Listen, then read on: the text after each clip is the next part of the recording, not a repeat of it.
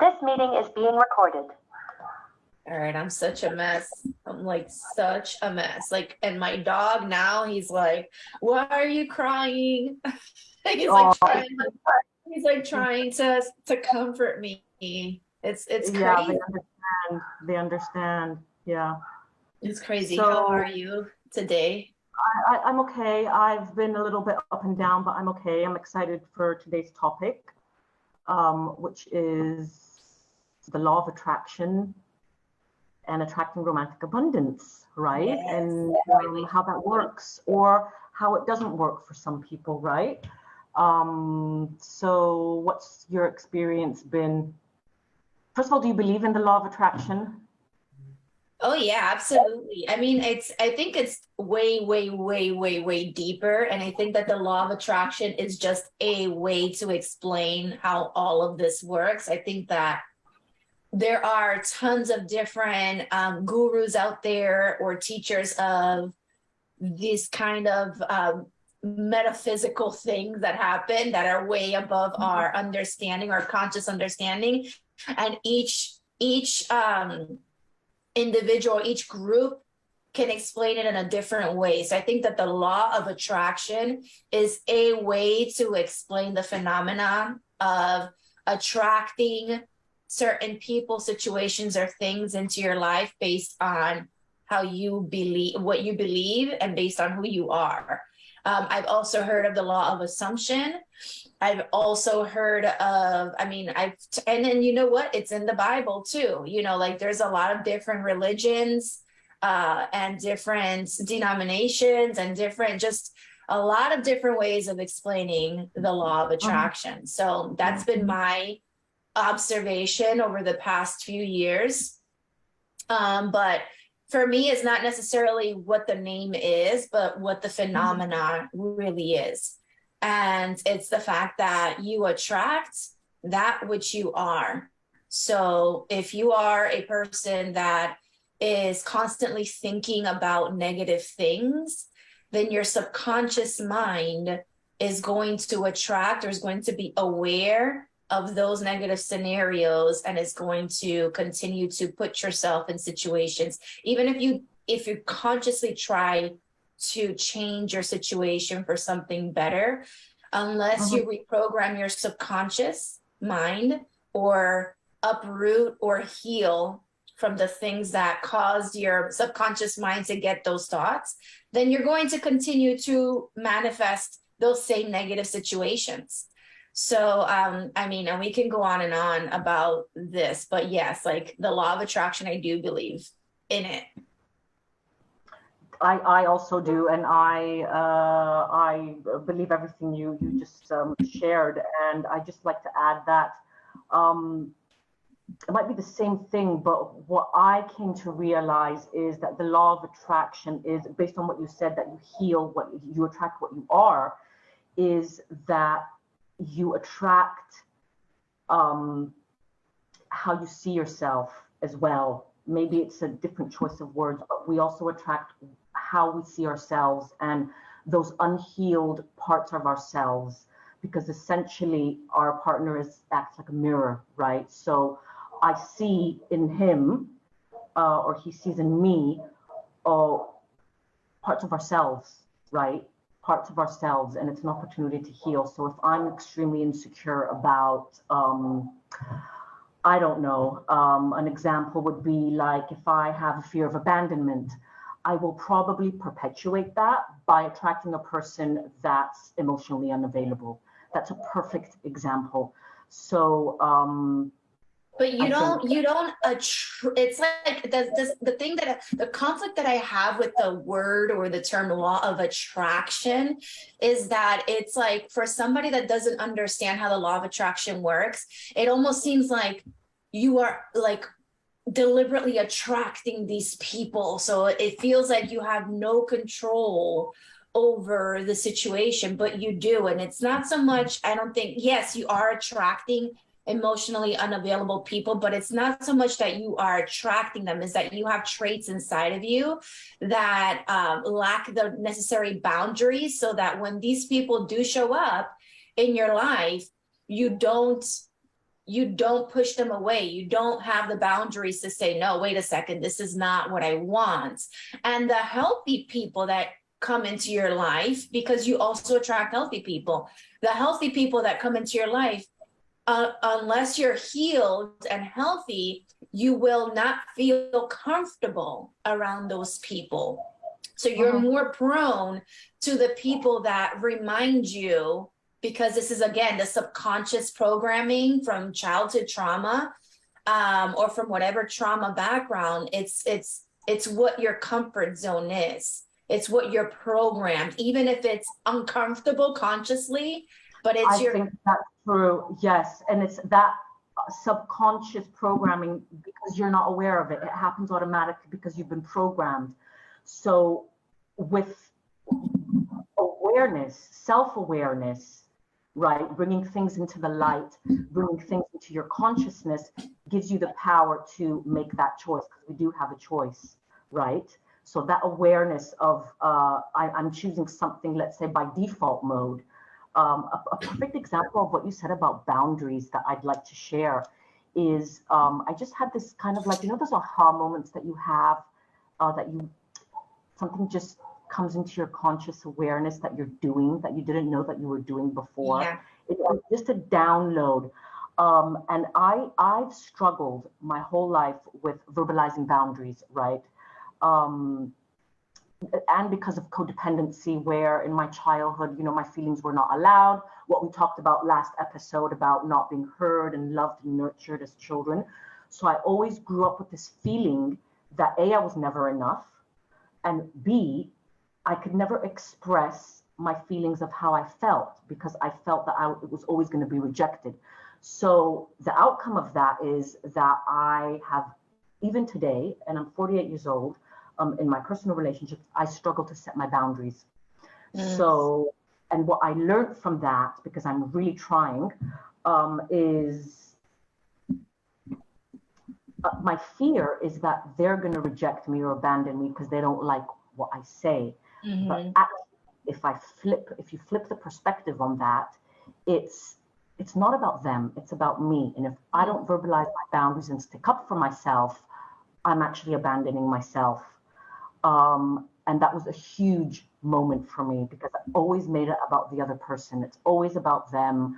And it's not. It's about sticking up for myself and letting people know how I want to be treated, right? Like, you know, this is okay, this is not okay. And, you know, a lot of the women that I talk to, they're like, but if they loved me, if he loved me, he would understand. And I'm like, not really, because they're not in here. You know, you have to communicate, right? And it's more of also, it's not, it's yes, because it's the lack of communication comes from the fear that if I tell them how I feel, if I tell them how I'm not okay with their behavior, then they will reject me. Then they will not give me the nurturing and the love that I need. And this is what keeps women trapped in these negative relationships. And but yeah, like going into, like I said, like with the law of attraction and this topic, I mean, it's so deep and so broad and so immense, but I truly believe that it has everything to do with our subconscious programming from childhood.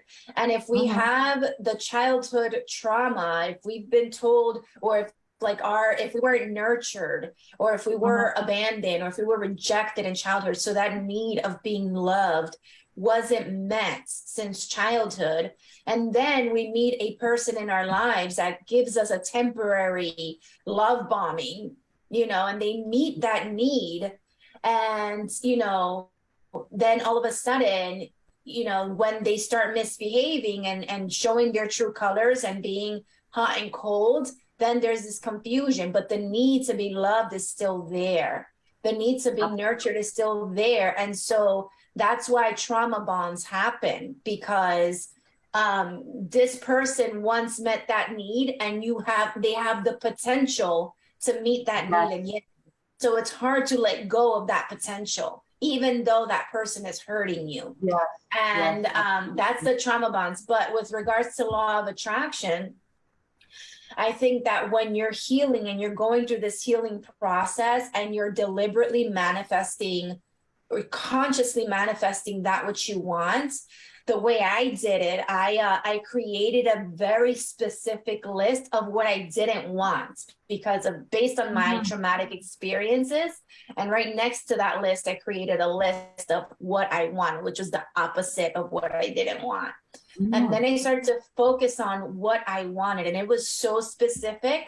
And then I had to be aware of my thought process as I was looking at this what I want list, because inside of me there was a lack of deservingness. So like in my mind it was like, you're being too picky. Somebody you know you can't find somebody that's perfect. You don't deserve that. Like that person doesn't exist. And then I had to consciously put myself through the mindset of, wait a second, the list of what I want is based on who I am and what I am willing to bring and able to bring into a relationship. And if I exist, then this person has to exist. And that's the process that I went through when I manifested whom I call the love of my life, because he was the ideal man. He had basically everything on this list that I attracted, and it was right at the perfect time in such a miraculous way. And we connected in a way that we both knew it was supernatural. And but I was still not fully healed when I met him. I was still, I did not realize that I was not fully healed when I met him. I still had trauma that I did not even know I had. So when I attracted this man with all of the things that I wanted, specifically that I wanted, and he like we miraculously met, I subconsciously, I just went with my intuition and I put myself out there, and instantly we met and we bonded in a way like, you know, incredible.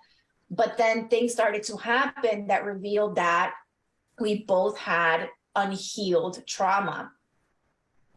And then I realized, wait a second, I couldn't say, well, the law of attraction didn't work because I got, you know, toxic relationship. No, it worked. It always works, actually. It's always working.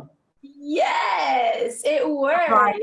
It worked. So I just attracted somebody in my level. That's all. Exactly. So if it's always working, that means we have the power to change it.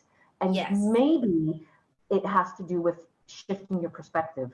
And you know, that saboteur, that inner critic that comes in and says, oh, you're being too picky, or you're never going to find that, or what are you thinking? You know, stay comfort zone, you know. That's the voice that we need to quiet down, I think. And I was reading another, I was listening to a meditation, this was weeks ago when I was trying to manifest someone into my life. And what they said was really interesting. The list, and make the list of qualities like you just expressed of all the things that you want, but also try and focus on how you want to feel. So connect with the feeling of joy, excitement, security, safety. And it was a bit challenging in the beginning for someone who's experienced trauma and hasn't actually felt. Yes, exactly. You have to do so much work. I don't want, but I've met a man that I feel extremely safe with and extremely secure, and it's something that I have never felt before. So I think it absolutely worked. I tried to cultivate it, whatever, you know, safety meant for me. Yeah. And how did you do it? How did you put yourself in that feeling, even though because of your trauma background, you have never felt that way before? So how can you cultivate this feeling that you have never felt? That's really a good question. What I did was, because I do a lot of meditations, I went back and kind of tried to remember moments in my life where I have felt safe before, because every experience is different. It hasn't always been traumatic. There have been moments in my childhood or with my children, or, you know, if I've been on I did this program with one coach. It was called Claim Your Power. quite a famous coach. His name is Maston Kipp, and he had these really powerful meditations in his program. It was an online program. So I tried to connect with the moments in my life where I felt safe. So when I did that program, I was with a bunch of people that I connected with. I felt safe. So I just tried to connect with that feeling, those moments, or with a moment like, let's say, if you have siblings, or with your friends, there has been a moment where you've been playing, and as children, we're kind of free spirited and you feel really happy. That's the moment I connected with. And I in my case, it was really hard, like you said, because my greatest struggle was, how can I feel loved when I have never really been in a relationship for somebody to really make me feel loved and safe and secure. And these are the feelings that I want to feel. And I would hear like these meditations of feel this way, feel this. I'm like, yeah, but I have no point of reference for this feeling. Right. And so that was really hard for me. So then I had to create a scenario for myself that it was as if. So I was living as if. So I did things such as I would get ready and as if I was going to go on a date, and I would just go to a restaurant with a book. Yes.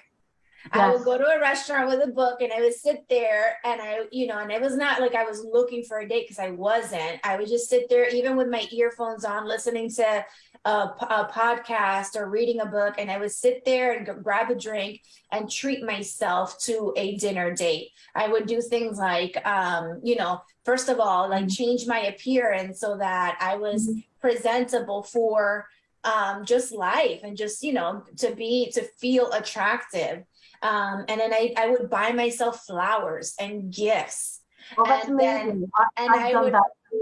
And I would put them up and say, yeah, I'm loved. And I would take a picture of it and put it on Facebook and say, yes, I'm loved, like things like that, because you would always see like Facebook posts from people like posting about their relationships. And that's one thing, with whether we know it or not, social media plays a role in the negative thought process of feeling like you don't have it.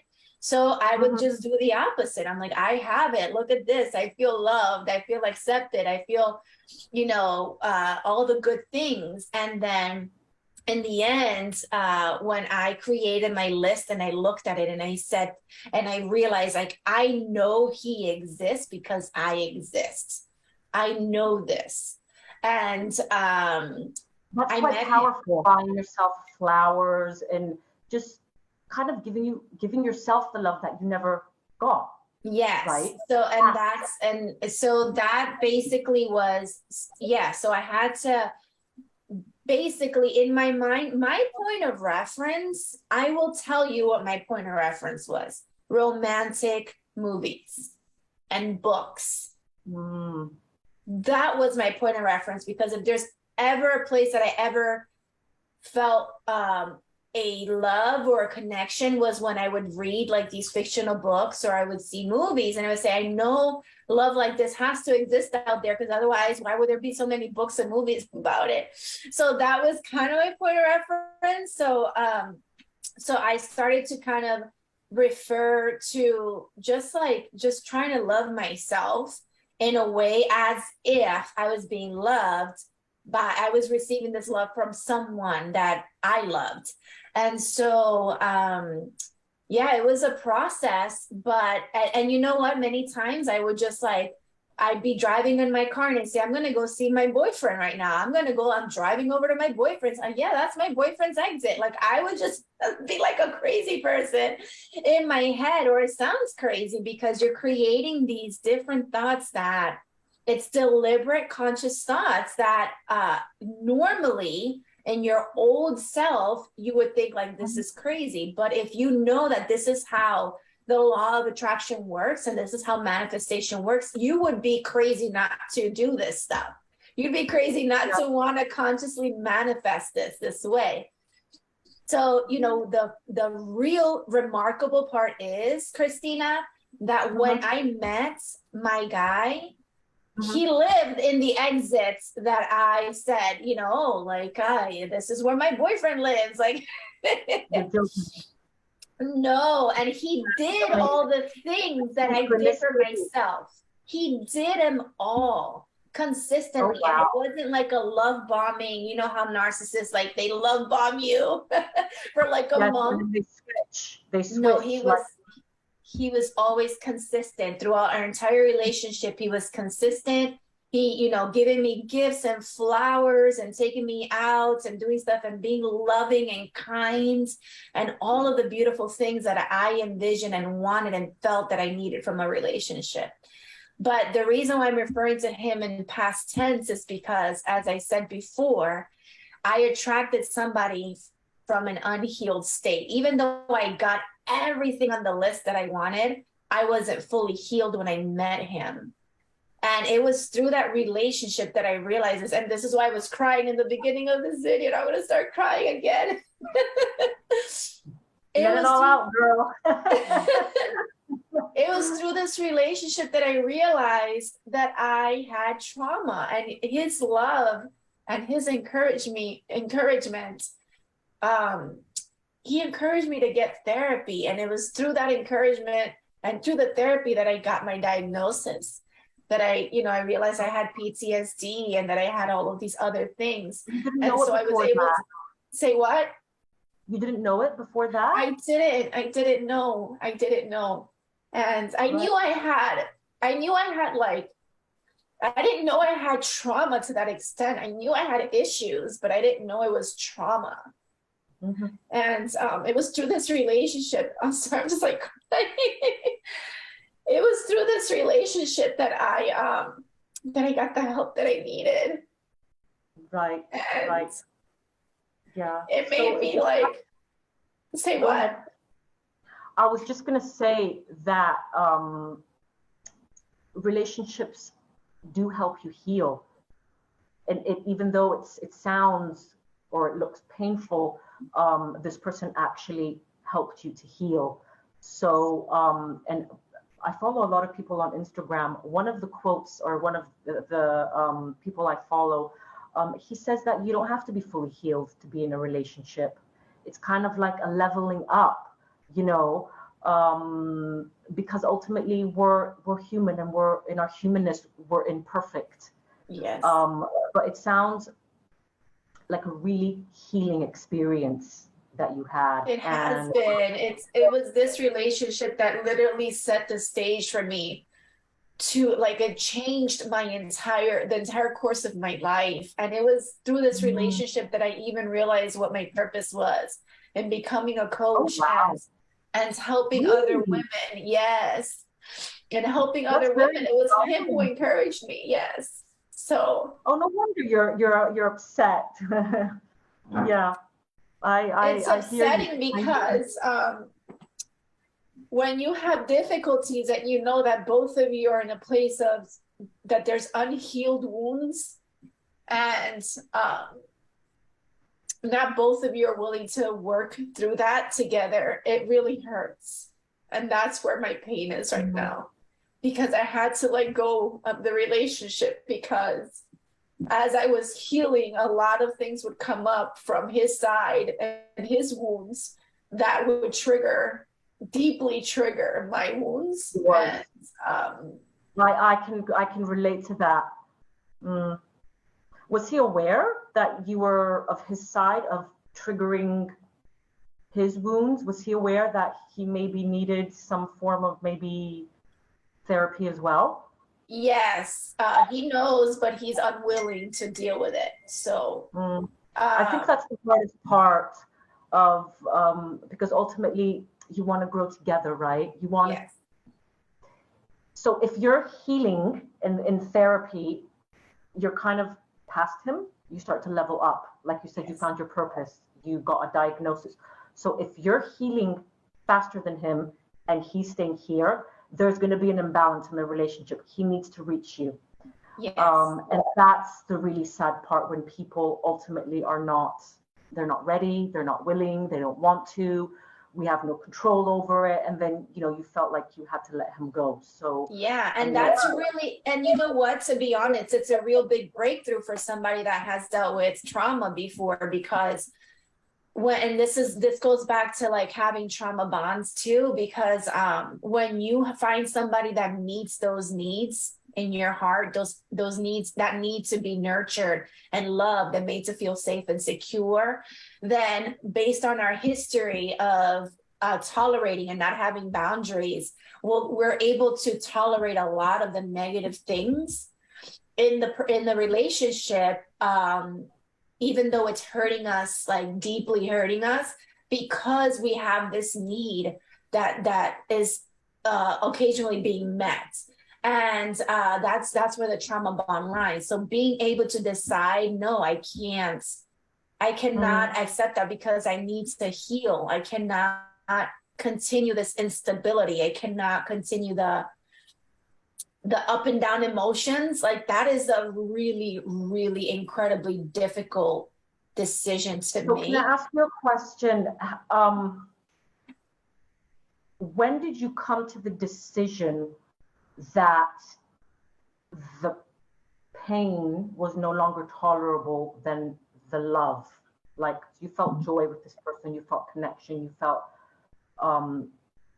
chemistry and all those really intimacy and respect and safety. So when did that outweigh the negative stuff? When can someone realize that, I guess is my question. I think I realized that it was going to be a struggle from a long time before I actually made the decision, because, and that was the dynamic that I had in me. I realized that there was a struggle. Like, I know that a lot of the behaviors were triggering to me, but because I still was not understanding a lot of my own healing process and what I needed. And after just doing therapy and being on medication for PTSD and doing a lot of self-work and reflection, and I just got to the point, and also when I found my purpose, when I shifted my focus to my business and my purpose of helping other women that have been abused and restoring them financially and just helping them heal. When I found that purpose, I realized that this dynamic, this was distracting and uncomfortable, and I was I was like regressing instead of progressing many times, and I was finding myself constantly like having like huge ups and then huge downs, like very high peaks and then very low peaks. Okay. Do you think? And when I realized that it was hurting me as a mom as well, because like as a single mom and my children's father is nowhere around, like we have nobody else around, my children only have me, and seeing that I was emotionally like unstable, having these high peaks and then low peaks and high peaks and low, I was like, I can't do this to them.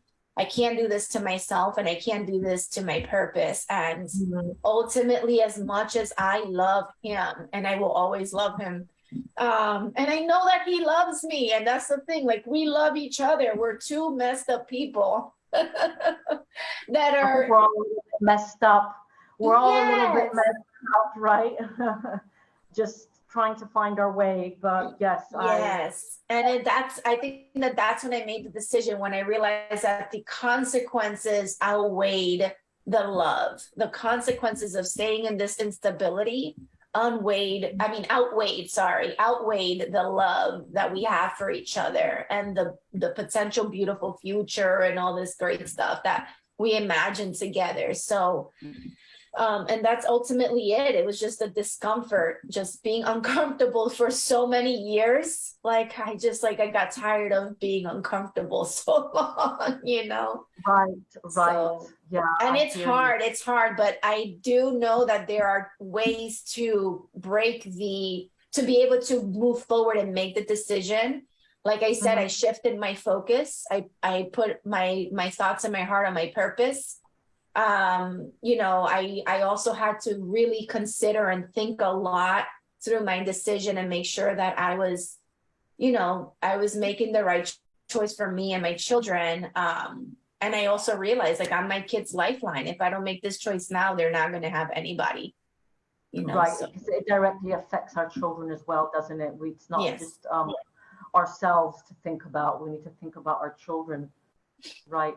So in terms of next moves, in terms of the law of attraction, how do you think it works from here on out? Let's say, since you've recently gone through a breakup, what does that mean? Yeah. So I am working on my thought process, because one of the things about having PTSD or having trauma, whether it's diagnosed or undiagnosed, is a lot of women like myself, like I had been through the manifestation world and mindset shifting and abundance, like financially and all of these other things, years Mm-hmm. before I even realized I had trauma to this extent. So a lot of women are carrying trauma that is undiagnosed. And And they so don't even know it. regardless whether you know it or not, one of the things that happens during PTSD is that it's like your mind gets hijacked into a negative, like reliving these negative thought patterns. Mm-hmm. And the way the law of attraction works is that thoughts create things. Mm-hmm. Thoughts create things. The power of your subconscious mind creates the reality that you have in front of you. So for you to manifest your desired reality, you have to imagine that reality and really live in that reality and become the person, embody the person that lives in that desired reality. But if you Yeah. have trauma and you're reliving the past and you're in this cycle, and it as somebody that has PTSD, it's not like you can control that. It's like your mind gets hijacked. Yeah, I understand. And you might even start to disassociate. So when you're Yes, disassociating, it's really difficult to bring you back to the present moment, right? Because it's like yes, you're living another alternate reality yes. in your mind. And Undesired, yes. yes. And so the way that I realized as I've been working through this, I said, okay, so now I know that I have this situation, this diagnosis. I know how it works. I am becoming self-aware what it looks like for me. So what I have to do when I disassociate and I'm reliving these flashbacks, sometimes for days and weeks on end, they just go on and on and on. When this Ooh. happens, I have to come back to this now moment, but I don't realize that I'm away. I don't realize that I'm doing this in my mind, because like I said, my mind gets hijacked. So the way that I have to create certain things like meditation, like you were saying, that can bring you to the now. I have to have those purposeful moments. And when meditation doesn't work, I need to have either visuals or some sensory things around the house to bring me back to the now, such as having an emotional support animal like my dog Luke. When I disassociate, it's like he knows and he comes and pets me and like nudges me. And now I know that he's doing that to help me. So when he Mhm. does that, I look at him and I come back and I'm like, Luke, thank you, because you just brought me back to now, you know. And then Mhm. when you come back to now, to this moment right now, I am safe, I am secure, I am well, I am whole, I am loved. When you come back to this now, then you can create the reality. You can focus on that imagined world, either by writing it in a journal or by Mhm. saying it out loud, speaking in the mirror. I love mirror talk. You look in the mirror and you start talking to from that future self that you Mhm. want to become.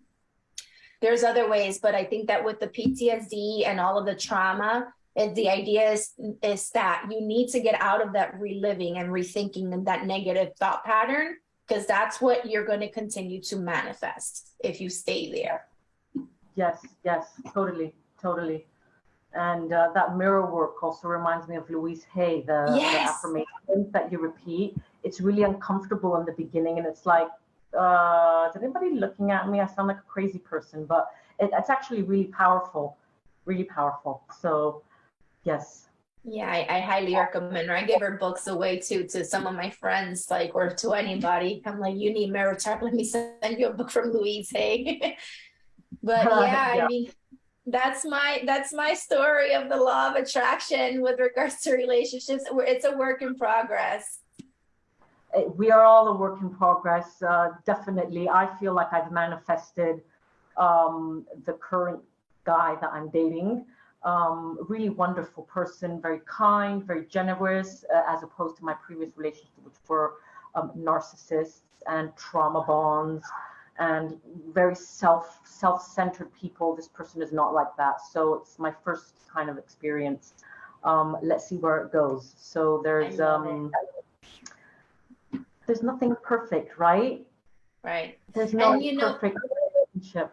we So can let's talk next time. We can talk about what a healthy relationship looks like, having never had that context of a healthy relationship, because that is, I think it's one of those hot topics. That somebody with trauma, I know for myself, this was one of the biggest things is not knowing, not having a frame of reference for a healthy relationship. What does that look like? What does it absolutely. feel like? Yes, and how, you hear healthy relationships, and a lot of people, they know what it means intellectually, but just like I didn't, they don't know what it takes on a day-to-day basis. And maybe we can talk about exactly how to do a healthy relationship, right? Yeah. What does it look like you said, how are we supposed to behave, and some skills and tools that people can use. Absolutely. Well, thank you so much for this time, for this talk. I just love talking with you, Christina. Me too, Rebecca, and thank you for sharing your very inspiring story, actually. Yeah, Very inspiring. thank And you. I will see you next time. Until next time. Bye. Take care. Bye bye.